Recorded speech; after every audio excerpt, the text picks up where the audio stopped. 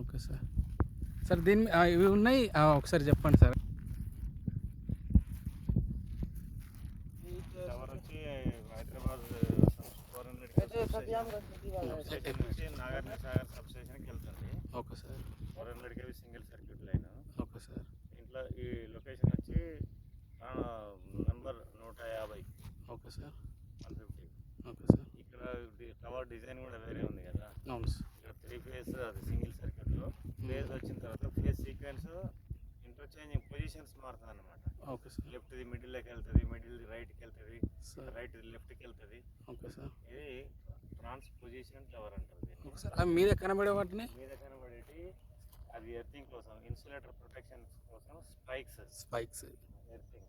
ఒకసారి ఈ ఇన్సులేటర్ కింద ఉన్నాయి. కింద ఉన్న వెయిట్స్ ఏమంటారు అంటే కౌంటర్ వెయిట్ అంటారు. Counter weight sir. Counter weight దేనికి పెట్టిందంటే టెంపర్ లెంత్ ఎక్కువ ఉంది కదా. అవునవును సార్. లెంత్ ఎక్కువ ఉన్నప్పుడు మళ్ళీ ఇంకోటి ఏంటంటే యాంగిల్ కూడా వస్తుంది. అవునవును సార్. అది టవర్ బాడీ రాకుండా సార్ బయటికి లాగి పెట్టడం కోసం ఓకే సార్. కౌంటర్ వెయిట్స్ ఉంటాయి.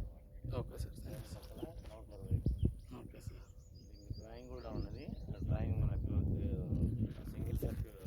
సింగిల్ లైన్ డ్రాయింగ్ అంటారు. మనకు ఆఫీస్లో ఉన్నది. Okay sir.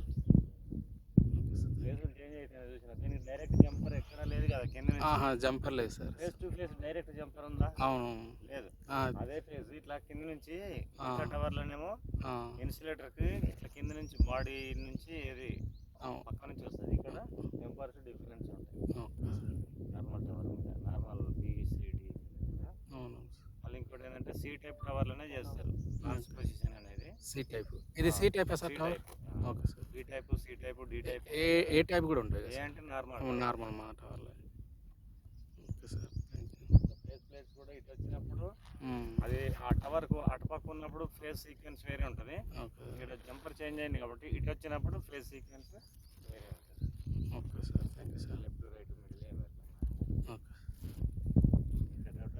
No sir.